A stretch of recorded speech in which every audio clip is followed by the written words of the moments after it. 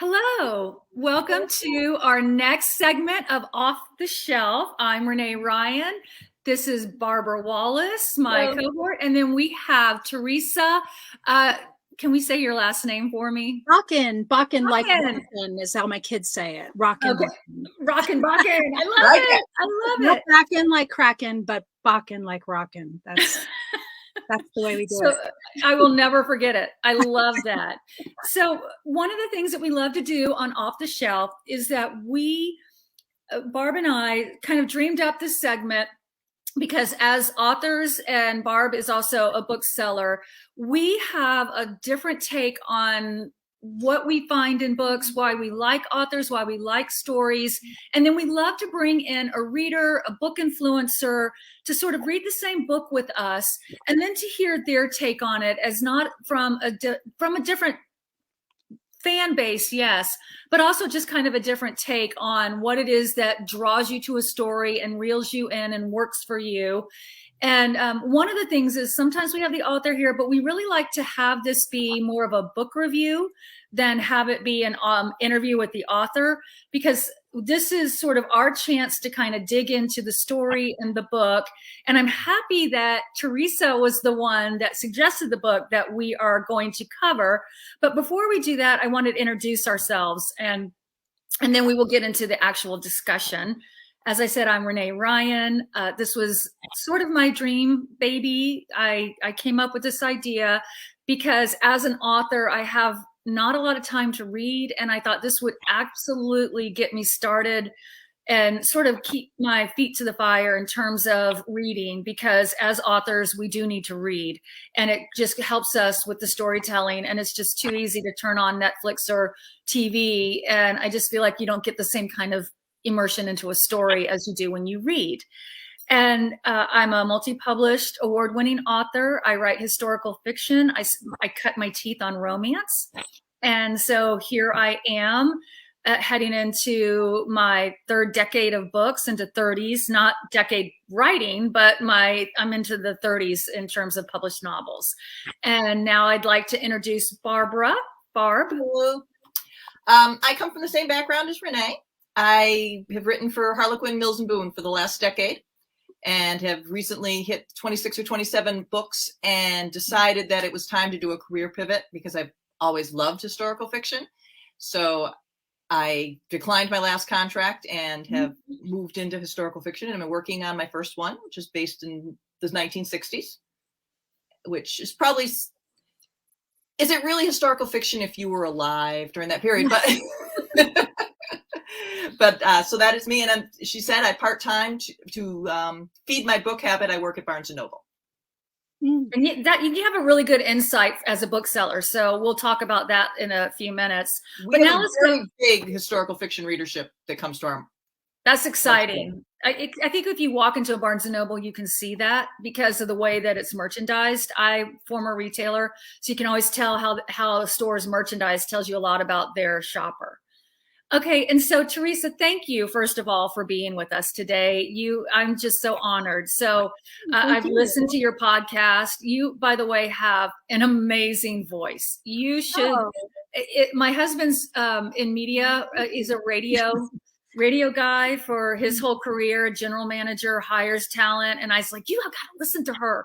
And he was like, wow, that's the kind of voice he would hire. So tell us more.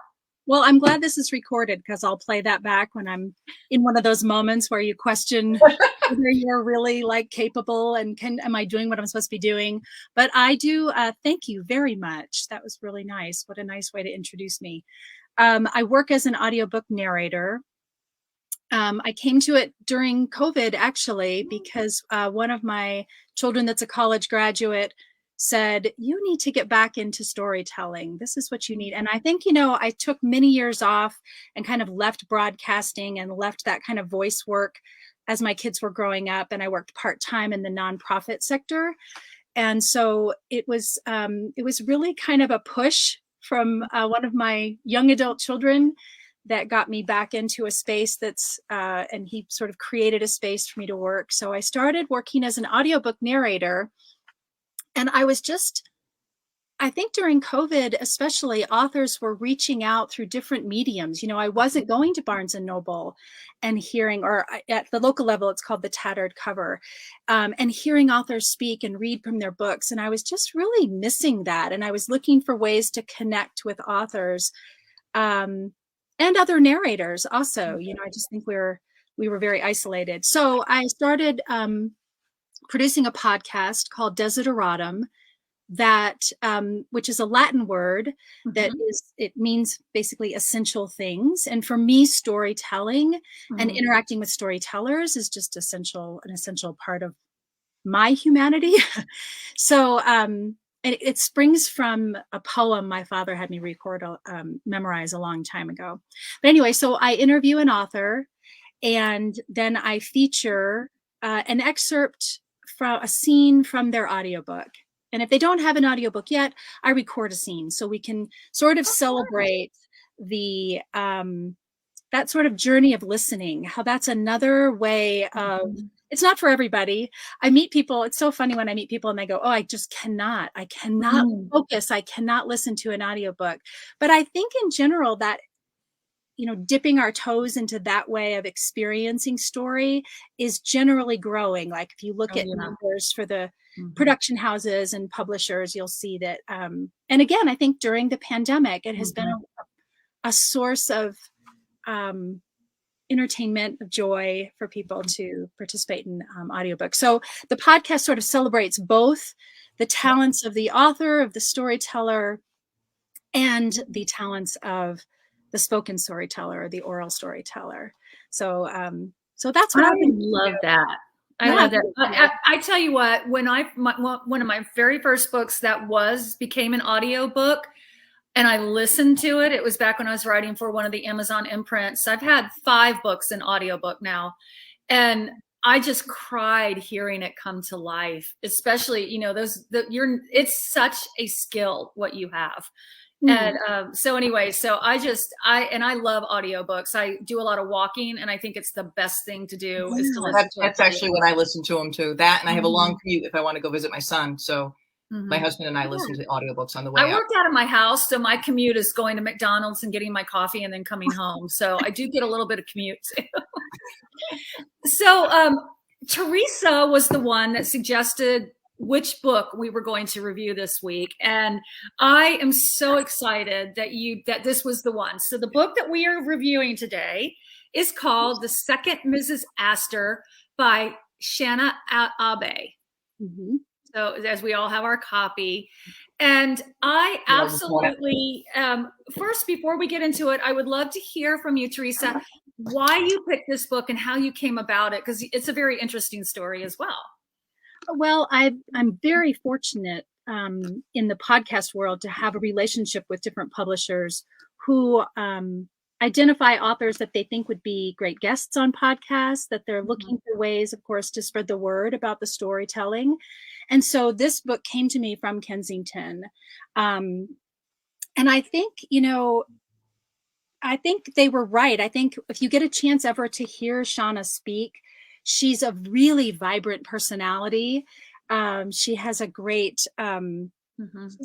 joy about her. And this particular, her work in historical fiction, I think, she's just one of those people that gets excited about it. When she's talking to you about how she's unearthed bits of her protagonist, her heroine's past, it sounds like she went on a treasure hunt. Like it's just really fun to talk to an author in that genre, I think. So I was given an advance copy by Kensington, but I also I find this particular press to be really diverse in their library. I just think no matter what genre you're interested in, they've got somebody. And I think they're constantly sending me things that surprise me. And I always feel like their storytellers are take me on a journey. So that's how it came to me. And it turns out that the author actually lives really near me. So of course we were meeting in this format. You know, everybody meets on Zoom and on StreamYard and online. But we were having internet problems. And I said, I'm just going to drive up to Boulder. She lives in the mountains in Colorado. And I said, I'm just going to drive up and have coffee with you if we can't make the internet work. So she has a connection to Denver, which is one of the things that I loved about the story, is because one of the characters, the real life characters that's in it, the unsinkable Molly Brown. Unsinkable Molly Brown, who is super famous in the Denver area. Because we have her homestead. Her home is tourable. You can walk through and learn more about her in the Denver area. So that's to me. That's amazing, and I would have to agree with you. Kensington. I came across Kensington as a romance author, and they have always been very innovative in how they try and get their books on the shelves and get new authors.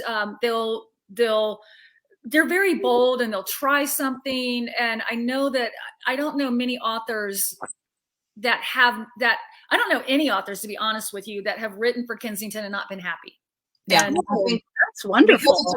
Because it's still a family-owned business. I think it is. Is that right? Yeah, unlike the other big ones, this one is still owned by that family. And so they drive, I think they are, like Renee said, they're very willing to push new trends, try something out. Because they don't have a lot of that corporate overlayer that some of the others have. Right, you know, which is and so that's really interesting. Go ahead, Barb. I'm sorry. No, that was it. All right, so let's dig into this amazing book. It was my first book by Shana. I know of her, but this is my first actual dig into her. And I can tell you that her writing is beautiful. Her prose is lyrical without it being purpley prose. I can also tell you that I can read her romance roots very strongly, and I can always tell that. But let's talk. I always like to start outside in. So let's talk about the cover. What do we think of the cover? Okay, I have a question. Did you all notice right away the Titanic? Yeah. No, I did not. It's very subtle. I didn't. Novel of the Titanic. I actually, to be honest, this probably tells you how observant I was. I didn't see it. And when you look at her, I thought this was more set in the 40s. Because she reminded me of like a 30s, 40s movie 50s hero. 50s even. I will say her lipstick is on point. It's a beautiful cover. I just never got that it was the Titanic until I started reading. I'm like, oh wait, this is about the Titanic. And so it caught me off guard. I think it's a very pretty cover.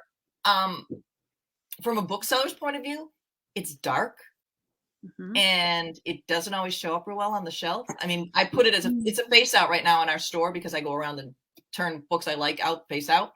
But it kind of blends in. You don't really see it. The gloves hit you. And so you will go look at it, but it sold much better when we set it out in the historical fiction table. Then the cover popped out because it was not the same as all the covers of women in period costumes with their back to the cameras.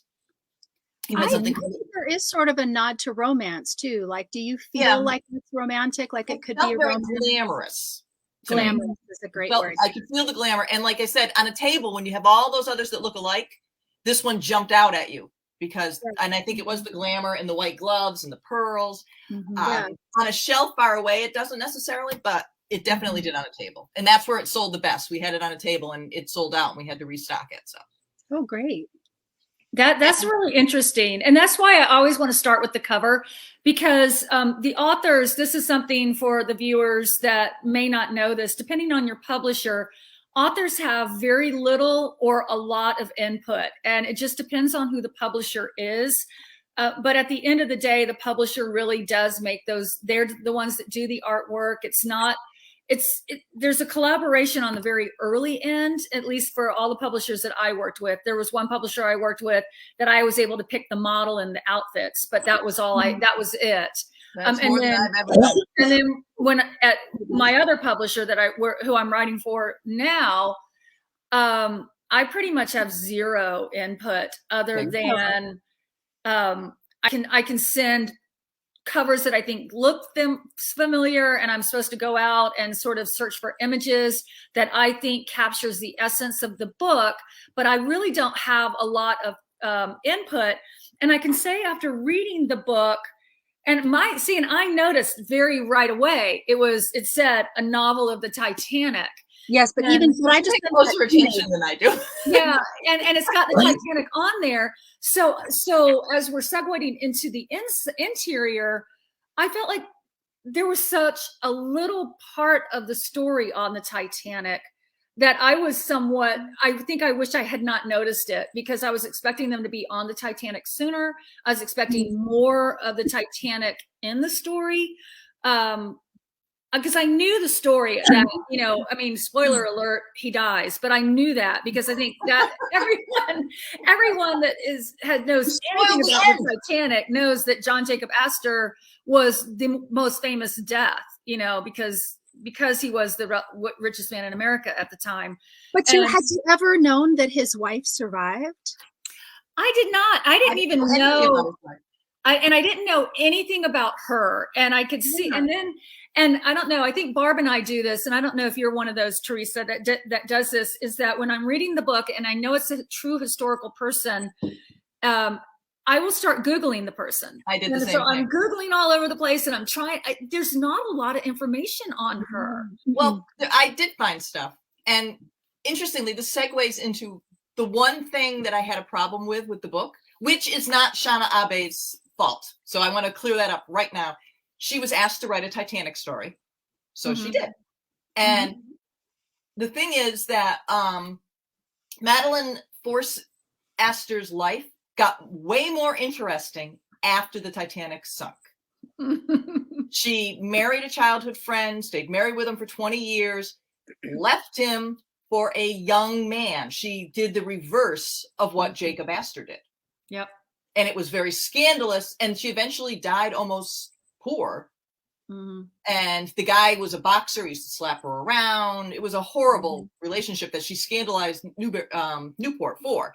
And I was like, that would have been an incredible story. And I can only imagine what Shana would have done with it. But granted now, but that was a different book. She was told to write a Titanic book. So she did. And she did a great job of focusing on those 2 years and building the relationship so you really felt when he died. Yes. And I think that's why she started at the end. Yeah, I would agree that I finished reading and wanted to know more about her. Yes. Which I think is a nice way to finish a book, actually, instead of being exhausted by someone's story. I did have questions about what happened next for Madeline. And I think this is just a window of her life. And like you said, she lived a long life and had other relationships. And I think there were some complications about the wealth that was connected to her. Yes. When he died, she had to remain a widow to keep the money. And it wasn't even that much. I think it was only $5 million, which is a lot of money. Years old, to expect her to remain a widow for the rest of her life was pretty unrealistic. So. Yes, that she wouldn't remarry. But one of the things that I did, first, I'd never heard of her, which always in a historical fiction, when you stumble on something, you think, oh, don't know about that. But one of the things that I thought was handled really well was that this was very early in her life. I thought it was handled with a lot of sensitivity, how young she is. And I know it's hard to take a modern lens and look into the past, but she's like 17 when he meets her. And having an 18-year-old daughter, I was like, whoa. But I think, that's the other thing about historical fiction is you have to be, then that was a scandalous part of the story, I think, was their big age difference. But I thought that was handled really well. Like, I felt like you got to know Jack Astor in a way that I had never read about him before. And she developed a tenderness between them that was believable, I thought it was, as a writer, one of the things that you have to do when you're doing historical biography is you don't really know the emotions. You only know the facts. So I thought it was a very interesting choice that she made it be a true love kind of relationship, which made it very powerful because when all the tragedy struck, you really felt for her. Yes, and I think she did a really good job of explaining how this young girl could be captivated by him and how he could be captivated by a young girl. She made him feel young again. Whether that was the truth or not, I don't know. But what she created here was very, like you said, very believable. And And that And gets to the roots in romance, maybe, you know, that. that's it. But it was very tender and sweet too. It was. Yeah. He Yeah, didn't there come was across tenderness. he didn't come across as a skeevy old man going after a young girl. He came across as a man who was in love with a young woman. Well, and Right. as somebody who, you know, and that was the part that probably I would not have bought this book because of that reason, because I can't get past, it would have been hard for me to get past the age difference. But, and this is one of the reasons why I love this show, is I would not have been able to get past that. But that also, you know, because her stepson is older than her and by a year. And my father did that. My own father married a very young woman who was younger than my brothers. And that was in my head the whole time. And it never occurred to me as a kid that maybe this is a love match, because it was very scandalous. This is in the 60s. It was a very scandalous thing. So I can't even imagine how scandalous it was back in the 19 teens when this was going on, because it was scandalous I guess it would have been the 70s when he married her. And I think it'd be scandalous now still. They stayed married 26 years. And the only reason that they didn't stay married longer was she ended up getting MS and dying. And my mother was always, this is not like I'm here on therapy or anything, but my mother was always like, poetic justice. You know, the old man marries the young woman and the young woman goes first. But the deal is that this story, I could see how she was dazzled by him. And I just love that Shana took that and turned it into a couple. They were a couple. It wasn't a one up, one down relationship. It wasn't just, you know, the pervy old man is going after a teenager. It was two people who looked past age, and even though she was, you know, Madeline was from a wealthy family, nothing compared to the Astors. So it was almost kind of like Prince William marrying Kate Middleton. She was kind of upper middle class, this Madeline, not part of, they weren't even part of the Yeah. Or even going back and looking at Princess Diana was a similar, and I think Princess Diana was also similar to me in this idea that she was sort of hounded by the press, you know, that there was this, you know, it wasn't called paparazzi at this time, but there was this sort of, and I thought that was so interesting when I talked to Shana about it. She said, you know, these were the first times that newspapers could use real photographs, that it was this was the time that they were moving from sketches of people to actual pictures. So you can imagine the power of that to sell papers, right? And here's this darling young debutante who is sort of scandalously involved with, you know, a Knickerbocker class, you know, the uber ultra extra wealthy. One of the things that I really liked in terms of like making the relationship feel very real, were their interactions with the dog? Didn't you love Kitty? And then named the dog Kitty. I loved that. I love that. I really love Kitty. Not to spoil what happens to the dog, but did you guys cry? There's a couple times where I got very emotional about the dog, and I was. And you know what? Props to Shana for doing the research on the dog. And there was a dog. Yes. Yeah, and it was a dog. Because I've seen pictures. I've seen pictures. Isn't that fascinating? I know. And I think he wasn't the only dog on the Titanic either. There were other animals, other pets on the Titanic. Other pets. In fact, the other pet that Shana writes about was on the Titanic. There's an interaction between Madeline and another woman. Oh, right. And that was a real woman. And apparently every single person we interact with in this book was real, except for like one childhood friend that she changed the name. But she did a lot to keep it real people that she interacted with. And the dog also being real. But I didn't know before this that there were pets, that first class passengers had taken their dogs on. But the dog does really play into, to me, the very early in the book, there's a scene where Madeline meets the dog and they're on the beach together. And I think her sister's sort of there as a chaperone or as an extra person to be with them on the beach. And the sister says something like, you can tell a lot about a person by the way they treat spirit dog. And I thought that was it's so true, you know, that people's Oh, yeah. humanity is reflected in how they interact with their pets. So it made me like Jack from that very early point. I think it was a good use of, you know, explaining who he was. But then the dog becomes part of their adventure. You know, she's with them in Egypt. I love this. Like and they lost the dog and then found the dog. And it was like the dog was their child. I cheered when the dog reappeared. I know this, right? Like mangled, all mangy. Yep. Yep. So, yeah. And, you know, that was where I think, again, Shana's brilliance in this book is that she gave our character, she could have really made them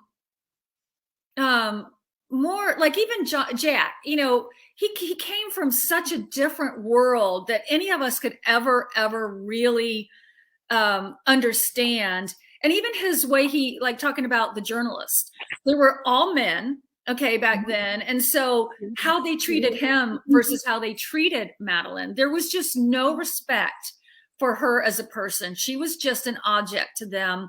And even Jack kind of says to her, you know, this is how you deal with them. And he gave her one piece of advice and that was it. And he sort of just let her let her figure it out and left her to the wolves almost in some ways. And it's not like there was much he could do, or was there? I guess we'll never know. And I can see kind of why, you know, Shana did a single person point of view. We didn't get Jack's point of view because I think that would have been a very difficult character to write. I thought it worked because he was so larger than life that getting into his head may have been pretty tricky. There was also a lot of information about him. And I think it would have gone back. I think some of it goes back to what I said, the skeeve factor. If you were in his head thinking about how attractive he found her, that's kind of skeevy. What did you think about came across the way what did you think about the way she uses letters? Like, you are in Madeline's head for portions of the book. It is first person. She's writing these letters to her son. And then it jumps into a third person where you're kind of with her on the journey. What did you think about that as a device, like from an author perspective? I think I liked it because it grounded it a little bit in time, and there's a very clear growth arc for Madeline. Yes. She's much more mature by the end of the book. Yes, she really comes into that maturity shows in the letters. So I think you feel the somberness. I did read a review where someone said Jacob's death hovered over the whole book. And I think that letter is why. But on the other hand, I think that the history, I think why not address the elephant in the room? I thought it was a great way for Shana to address the fact that, okay, there's no rewriting history here. The guy died, you know, all you have to do is half a Google search to know, and it comes up and it talks about, you know, the famous Titanic and his death. So I thought that was really brilliant that she did that. And I also thought it was kind of interesting to where it was almost like having 2 points of view. You got her point of view and the I person, in the first person letters, and she's talking to her child. And then you get almost the third person, which sort of pulls you back because, you know, you're kind of with her on the ship or in Egypt I liked it. And I thought it was also very, like you said, there's no surprises, right? But from the first page too, then that she survives and the child survives. And I thought there was a kindness to that from a reader perspective to not be worried or wondering about that, that we knew from the very beginning that she survives, the child survives, and then we find out how. Right. I call it the Columbo. Do you remember the movie, the TV show Columbo? Oh, yes. I call it the Columbo factor, where the Columbo, how it worked, you knew who died and who did it at the very beginning, like in the first scene. And then the rest of it was Columbo being smart, Columbo figuring it out. So I felt like this was kind of one of those Columbo moments where we know the end. We know she survives. We know the child survives, and we know he does not. It was interesting. What about on the boat? Now, I haven't read a ton of Titanic, but everybody's been exposed to a fair amount of it. And I didn't know that they were baths. So one of the scenes that I really loved in reading about Titanic, where there was like a sauna, steam room, bathroom. You know what I mean? Like real, and the women would go in the morning, and then the men would have access in the afternoon. And so I asked the author, I said, was that real? And she said, oh, you can't make anything up about the Titanic. I didn't know there was an elevator either. Did you? No. And I guess the other thing I didn't realize is there weren't, when we think of cruise ships today, it's so tied to entertainment, right? Like there's shows and there's singers. And I think that's at least my theory or my take on, but there weren't any, she said, it really was, the baths were one of the few sort of recreational things to do. There wasn't a lot of entertainment.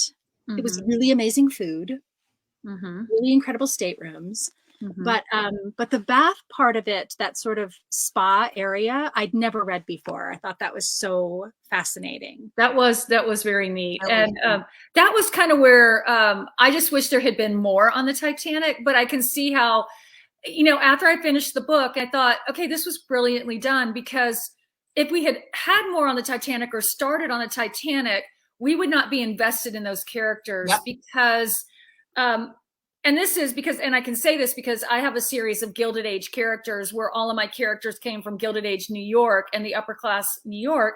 And there were a lot of readers that just refused to buy those books because they can't connect to that lifestyle. And they don't look at it as glamorous. They look at it at, like the industry, the men who built America. I think they have that whole series on History Channel. And a lot of readers just feel like that's so far removed from modern day, from the, we're such a middle class culture right now. And so a lot of readers won't pick that book up. So I feel like by humanizing these two, by the time we get to the Titanic, like even, the movie Titanic dealt with, if they hadn't have had the steerage guy, Jack, I don't think the movie would have worked, because it would have just been a bunch of rich people and a bunch of rich women living. And so I feel like by doing this and showing it to where she was young and vulnerable, and how she got there in that relationship to the Titanic and then survived it, I was cheering for her to survive, as opposed to thinking, oh, she's just another one of those people. And I thought that was interesting, that when Shana was approached by her agent, let's pitch this a Titanic idea, how she landed on this, and didn't pull any punches, but then also sort of created a romance within a very sad story. And I loved that. Yes, me too. A great point. Great point. And also there's a vulnerability inherent to her because she's pregnant on the Titanic. She's in the lifeboat 5 months pregnant or 6 months pregnant. I think that also was an image that I had never had before. Right. What did we think of Victor? What did we think of Victor, Jack's son? Oh yeah, he was a predictable, I think. I actually grew to feel bad for him towards the end, because it's very clear that he was haunted. Yes, that he was hard to accept that his dad was lost. Yes, but I think going back even to what you were saying personally about your experience with divorce and remarriage, like I feel like his reactions to Madeline, to the relationship, even in his grief, are very understandable. Understandable is not really the right word. I think it's just relatable and sympathetic. I think is what in the writing community you would call it sympathetic. And I actually did sympathize with him. And again, it's we all pick and choose. I liked Catherine, the sister, but to me, Victor was predictable, yes, but also you could see that Jack loved his son, and he kept, he said to Madeline, be kind to him, think of him, be softer on him, have a little bit of a different look at this. He suffered divorce. I mean, it was probably, from what I understand and the way that Shana portrayed this, it was an international scandal.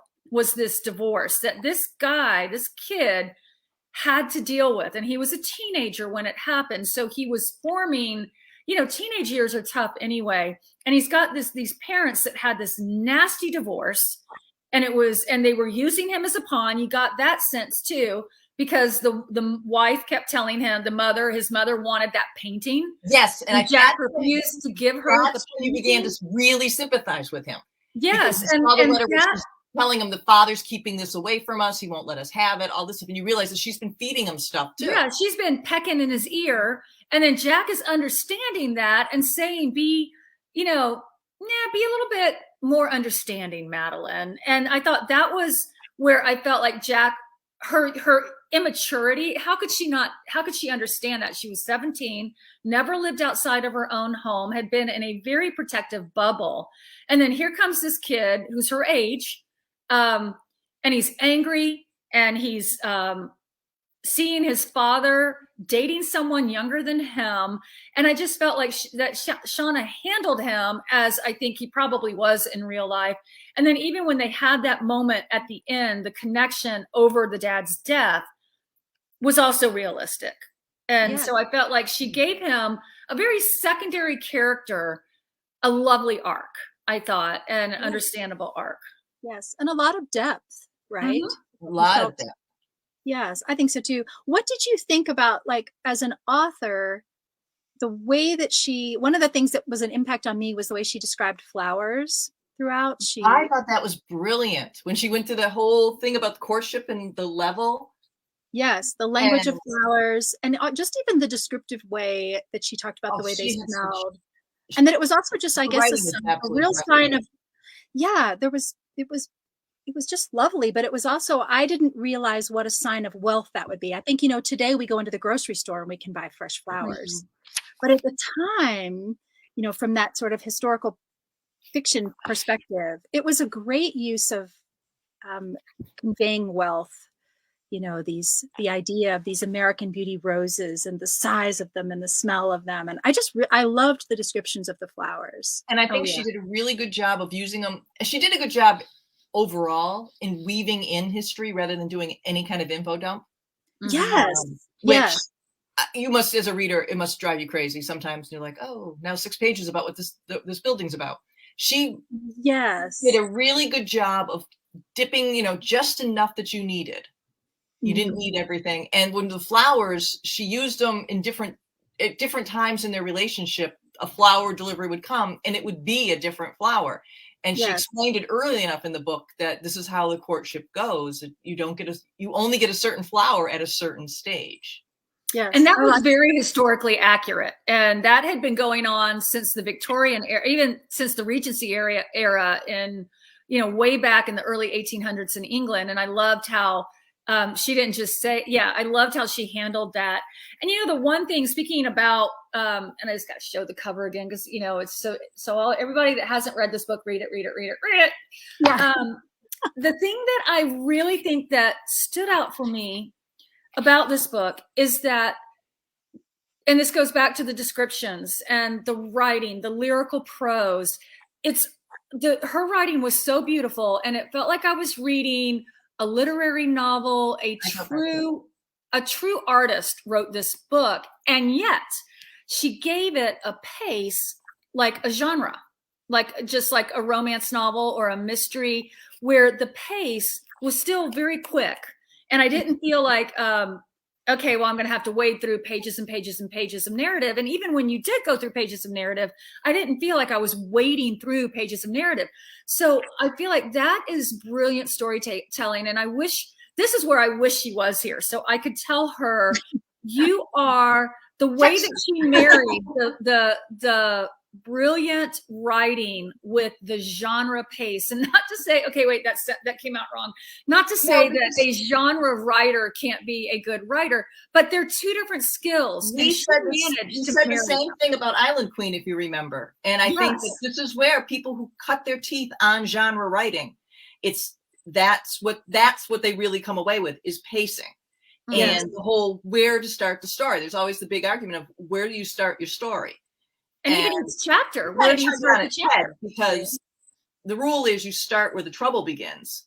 Mm-hmm. And well, that would be the Titanic. She was smart enough to say, no, the trouble began when they got together. Yes. When she was 13. Similar in the Island Queen, actually. Right. That's a great analogy, because the Island Queen also begins with us late in her life, and knowing that she has survived all these things, right? And she hits all the highlights too. Yes, and also I think there's a lot of romance. There's a lot of great, you feel the tenderness of how she connects with the loves of her life in the Island Queen, similar to this one. I think that's a great comparative from a historical fiction perspective. Yeah. I would love to also just mention that the narrator, if you are an audiobook listener, that Lauren Ezzo, Ezzo, is who narrates this when you go look for wherever you get your audiobooks. And her voice for Madeline is just perfect to me. I think it's it sounds period, but it's not overdone. The pacing. What made me think of it was you were just talking about pacing. And I think an audiobook, there's a lot on the performance that can either connect or disconnect from the author's pacing. And I think Lauren really connects to the pacing that Shana intended. I feel like the audiobook moves beautifully with the story. So a plug for the audiobook for people that are interested in audiobooks. I have a question for you. As a reader, was there anything that you wish you had gotten more of or less of? I mean, we're gushing because we all loved it, but was there anything that you weren't crazy about? That was the only thing I think I said earlier, was that I did want to know more. And I'm not sure that's a negative. I really think sometimes a great book is one that leaves you wanting more. But I was curious about what happened next. Yeah. And I wanted, I think, to just know more about Madeline. But because it's historical fiction, it was, like you said, it was easy to Google. It was easy to figure out, what became of her next. So I think that might have been the only thing that I was hungry for. But I can't think of anything else that was frustrating to me. Sometimes I think when you're reading a book, you get frustrated with characters development, but I didn't have any of that in the second Mrs. Astor. I thought it moved beautifully, like you said, with pace. I thought it really did have a nice pace to it. It was an easy thing to get lost in and read. Very easy. And, and I think the one thing that I would, if I was answering that question, Barb, that would have put me off was the opening scene when she's 13 and she has that, what she thinks is that connection to him. Had Shana not later in the book have her bring that up to him, and he had no memory of it. And that made it okay that she had opened that, because that could have been, she was 13, that I think I would have had a hard time getting past. But because he had no memory of that original time that they met, and it wasn't even a met, it was an eye contact. And I think that was, I don't know if that came from her or if that was editing, but whatever it was important that moment that she brought it up to him, she being Madeline, brought it up to Jack, that moment when they first had that eye contact, and there was no memory of it from him. And so that made it less, what's the word you use? Skivvy? This made it less creepy. Apparently that's a New England phrase. Skeevy. Skeevy. Okay, there you go. Skeevy. All right. So that would have been the only thing, but because, that was, thankfully that was taken care of. And I just feel like, maybe we're onto something here. The books that I am resonating with are coming from authors who are writing historical fiction or turning to career pivoting, I think is what the term you had used, but they're coming from a lot of experience in other genre and genre fiction. Let's not just say in genre fiction, mostly romance. And I think that all of us have that hole in us that are looking for romance. And even even like an action film is going to give you a romance somewhere in there. And I think that's men and women. I think we're all looking for that connection. And when an author can do it without it being about sex, that it be about romance and connection. And as a good friend of mine who writes as Damon Suede always said, romance is the literature of hope, and it is a literature about relationship.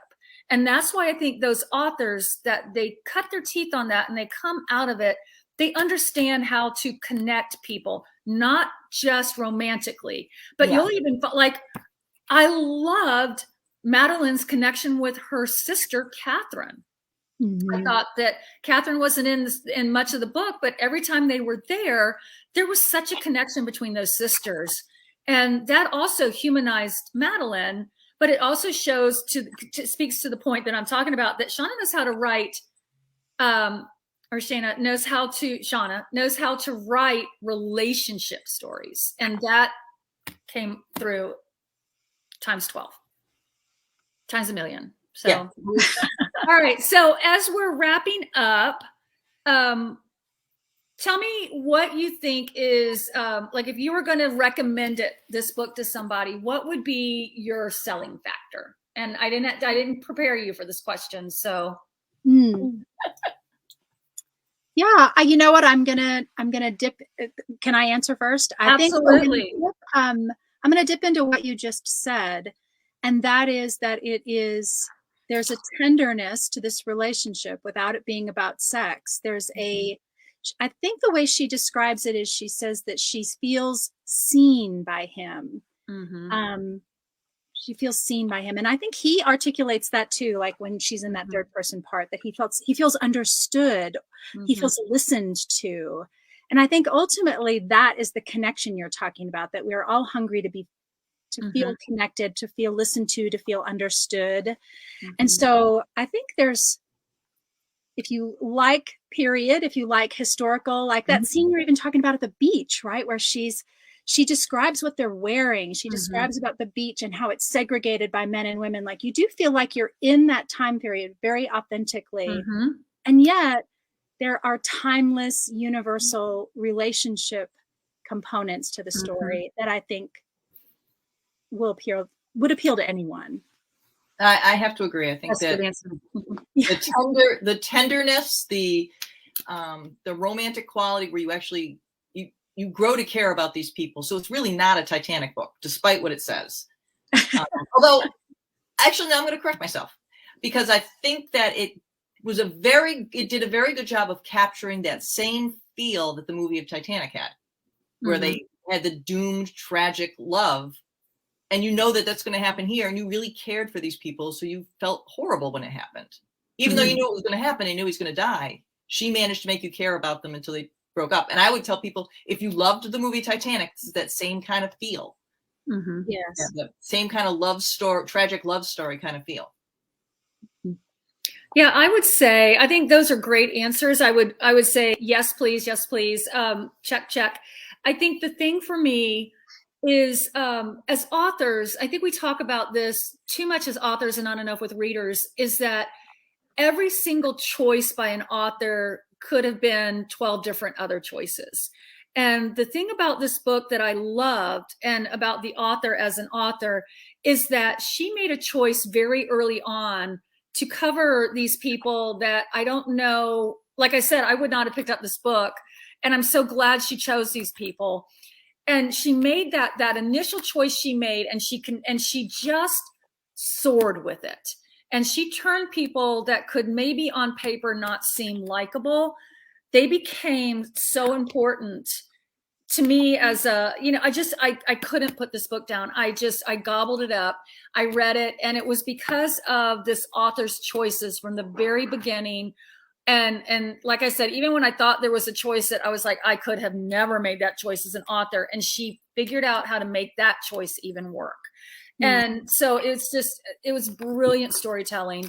And I think we are hungry for stories. And, in this era and age, I think I mentioned this very early on in our broadcast, of, binging Netflix or getting on TikTok and watching 20-second videos. This is well worth your time and commitment to just really be told a great story, and to interact with it, and to be given 2 points of view, and yet it's still only one main character that were in their head. And it was brilliant storytelling. So that would be why I would recommend it. And regardless of whether I wanted more Titanic, or I wanted this or wanted that, in the end, every choice that this author made, I was willing to go with her on it. So that would be why I would highly recommend this book. There we go. Yeah. All right. Any last words before we head out? I'm going to ask Theresa to give her podcast a plug one more time, but I also want to point out that we've had 3 episodes and Renee has dropped 3 family scandals. So tune in next week. Every episode of Renee's going to drop next time. Who knew that Off the Shelf was going to become Renee's therapy session, and you're going to always get at least one family scandal. And they're always, that's right. You are right. Every single one has had a family scandal. Next month, I'll do some scandal. I'll have all right. Next month, Barb's on find out what my family scandal. All right. So back to plug again one more time for your podcast. So the Desideratum Podcast is available everywhere in the podcast universe, everywhere you listen. You can also just connect to it through the Desideratum Podcast website. And actually the most recent episode, I drop one every Friday morning. The most current one is The Island Queen, and I interview Vanessa Riley, and we hear an excerpt from Adua Anjo, she's just a brilliant narrator and actress. So I'm having a fabulous time doing it. But yes, thank you for letting me come on and talk to you about this incredible book, and give a little plug for if you like to hear from the author about their inspiration, and if you're at all drawn to the audiobook world, we also always feature an excerpt so you can hear a little bit of the audiobook as well. Okay. I love the Island Queen audiobook, so I'm so excited for Friday. And I'm going to, on Step Into the Story, which is where we broadcast through, I'm going to put the link to your broadcast on Step Into the Story so that our viewers can actually access it, and hopefully that'll go wide. And it was an honor to have you here, Theresa. You gave us some really good insight. Thank you so much for joining us. And we will see everybody again next week. Next week is just going to be, unless Barb wants to join me, myself and her name is Rebecca Rosenberg, and I wrote The Widows of Champagne, and she just had a book come out called The Champagne Widows. And so, and her book is set during the Napoleonic Wars, and my book is set during World War II.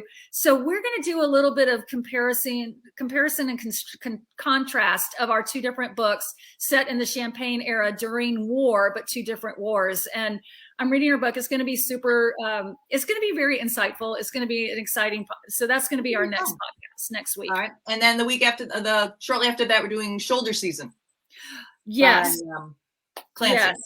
Clancy, and that one is set in the 1981, and it's set on a resort, the actual Playboy Bunny resort in Wisconsin during the 1980s, and it's a completely fun, exciting, different book than what we've done before. So hope to see all of you there, and thank you again, Theresa, for joining us. Thank you. Thanks so much. It was wonderful.